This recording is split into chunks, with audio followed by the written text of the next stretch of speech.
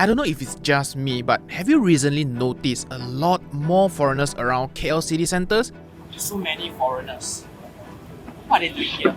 And some of them don't even look like tourists. They look like they work here. I mean, when I went Sambal Velocity last week, there's just so many of them. So what exactly are they doing here? Why did they choose Malaysia? And if this trend keeps up, what does this mean for us, the real Malaysians? This video is sponsored by Wise, but more about them later. Look at this graph here. This shows the number of people from different countries participating in a program to buy a house here in Malaysia called MM2H. It is short for Malaysia My Second Home program and was introduced back in 2002 to attract foreigners to make Malaysia their second or even holiday home. Ever since then, until 2018, it has brought in more than 40 billion ringgit in revenue, and that is equally enough to help the government to cover the surge in subsidy bills, aka the cheap petrol you and I are pumping every day. Think of this MM2H as a special visa for people who seek to live in Malaysia, maybe to retire, set up a business, send their kids to school, or even just because of the weather or the food here. Most of them are rich enough to do it, by the way. But that said, this MM2H still has a time limit to it. It's not a forever pass. And depending on their chosen categories, they can only stay up to 20 years without renewing the visa. Speaking of that, the latest updates in June 2024 introduced 3-tier categories: the Silver, Gold, and Platinum for MM2H applicants, with each category having different requirements, such as a minimum fixed deposit ranging from 150,000 to $1 million US. That's a lot, and they must purchase a property valued minimum at 600,000 ringgit up to 2 million ringgit. If you're curious to know more, I'll leave the link to this website down below for you to check out further. On top of the 3 tiers categories, there are also special categories. First is a famous talk in the town these days, the Johor Singapore Special Economic Zones. With this special economic zone, the fixed deposit amount is even lower at only 65,000 US. And of course, buying a property from the developer. So this move might just revive the dead forest city in Johor. And most importantly, the major advantage of the MM2H SEZ is tax exemption on offshore income. This means people with income sources outside of Malaysia will not be taxed on any earnings brought into the country. It's literally heaven for every digital nomad. And for the high net worth individuals looking to work in the economic zone, the perks are just as attractive, with a personal tax rate as low as 15% compared to the current high rate of up to 30% that Malaysian residents are paying. As for companies setting up within these zones, they also enjoy an incredible 0% tax rate. I don't know about you, but to me, this sounds like a deal too good to pass up. By the way, if you're also interested in learning more about the Johor Singapore Special Economic Zones, I've made a full video about it. Check it out over here. And in case you ask, East Malaysia, Sabah and Sarawak also has an MM2H program, with Sarawak's SMM2H being more affordable and flexible. Quick pause, if you're thinking about moving to Malaysia, or if you're a Malaysian looking to travel to another country, do you find it hard to manage your money across borders? How much cash do I need to exchange before I leave? I need to queue 1 hour at Mid Valley to exchange cash. Oh my god, why the exchange rate so expensive? What are these exchange fees? If you're faced with these issues, no worries. Wise is here to save the day. Traveling, studying, working, or migrating abroad are made easy with Wise.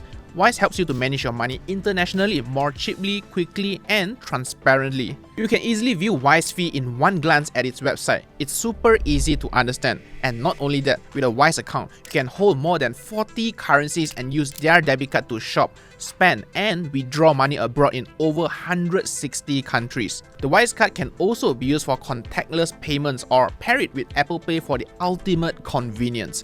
Plus, say goodbye to high foreign transaction fees. Wise offers exchange rates at mid-market rate with no hidden fees. That means you pay exactly what you see, nothing more, nothing less. It is also regulated under Bank Negara Malaysia, as well as 15 other countries and regions. Try Wise today for safer, faster, cheaper, and hassle-free transfer.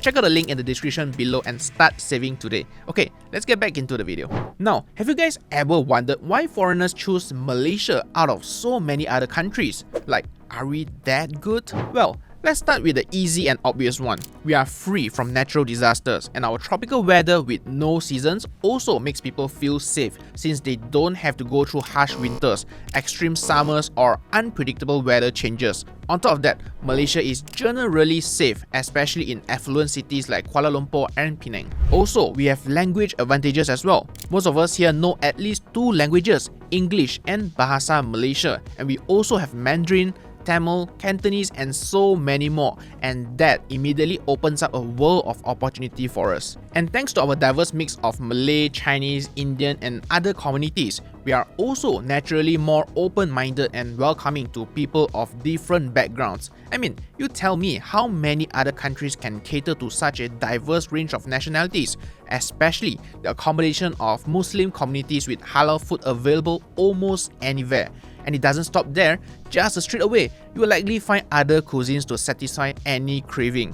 You name it, we have it. But I know some of you might argue, Singapore also has everything you just mentioned what? Well, while I personally think our food is better, don't forget, to foreigners, our cost of living is definitely way cheaper.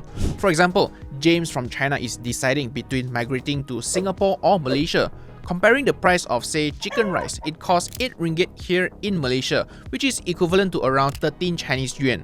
And even if the chicken rice only costs 4 Sing dollar, half the price in Singapore, it still works out to about 21.5 Chinese yuan for James. See the difference over here? And similarly, our property prices here are also much cheaper compared to Singapore. Plus, foreigners in Malaysia can even buy a freehold property. And on top of that, there are also plenty of landed housing options available all across the country.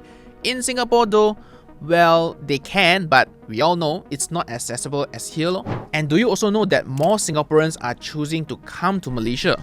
In fact, there's been a growing trend of Singaporeans sending their kids to international schools over here. Why? Isn't Singapore's education better?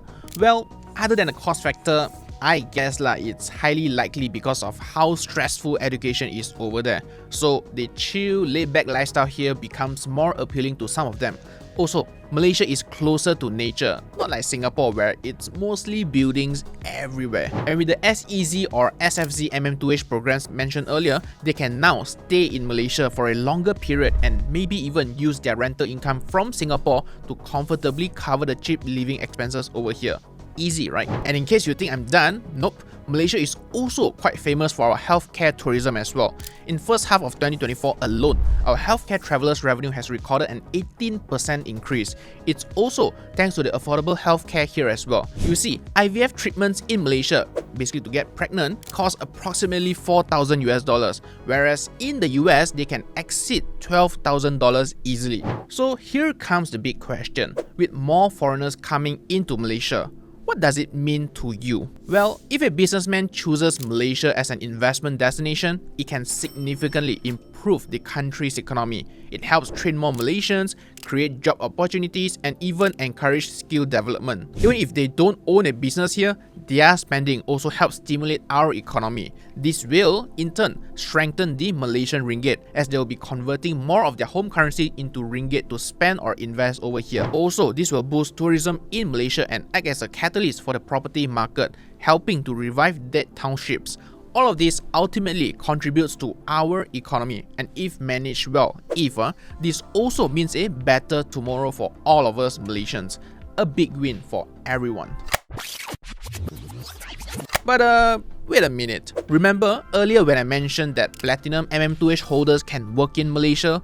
Well, this might not be entirely good news for all of us. That's because those who can come in are already in the high income bracket, most of them, meaning they likely have strong experience and education.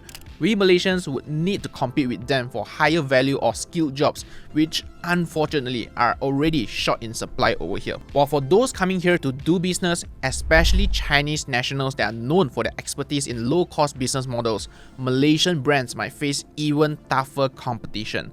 I mean, just look at the rise of Mishui and Chaji. Do you still remember our local brand Tea Life? And now, what will happen to Zeus Coffee with Luckin Coffee entering the market? Some might also argue that this could drive up property prices and contribute to inflation. Now, what do you think? Let us know in the comments down below. Until then, don't forget to check out Wise, the smarter way to manage your money internationally. Cheaper, faster, and more transparent. Sign up using my link in the description below and get a fee-free transfer of up to £500. Thanks for watching.